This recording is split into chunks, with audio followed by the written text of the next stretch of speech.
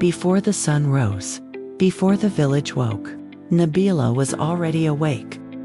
In a small village in the northwest region of Cameroon, where the roads are red with dust and the mornings are cold and quiet, Nabila, who began her day while others were still asleep.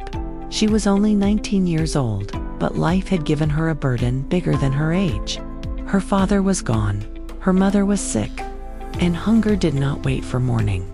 Every day Nabila washed her face with cold water, tied her faded wrapper, and lifted a heavy basket onto her head. She walked the long road from her village toward the market, her feet tired, her heart heavy. The sun burned her skin, the basket cut into her neck. But she did not stop, because stopping meant no food. Stopping meant her family would suffer. At the market, people shouted and bargained. Some days she sold everything. Other days, she sold almost nothing and walked home with fear in her chest. Still, she never complained. When farming was not enough, Nabila found other ways. She braided hair. She sewed torn clothes late into the night. Sometimes she worked all day just to bring home food. Her hands became rough. Her body became weak. But her spirit stayed strong. At home, her younger brothers and sisters waited for her. When they heard her footsteps, hope entered the house. Even when food was small, Nabila shared it carefully. She always ate last. Sometimes, she did not eat at all. At night, when the village was silent, Nabila cried quietly.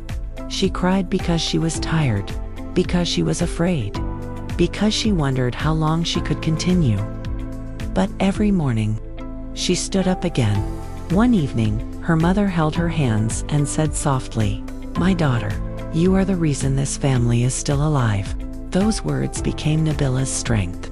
Her struggle teaches us three powerful lessons of resilience. First, that our love for others is our greatest fuel. Nabila's strength was not just for herself, but for her family. Find who you are fighting for. Second, that courage is not the absence of fear, but the will to keep going even when you are afraid. She cried in the silence of the night, but rose with the morning sun.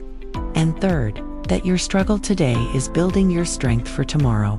Every step, every tear, every small victory makes you unbreakable. This is not just Nabila's story. It is the story of many who hustle in silence. And if you are listening right now, keep going. Your story is still being written.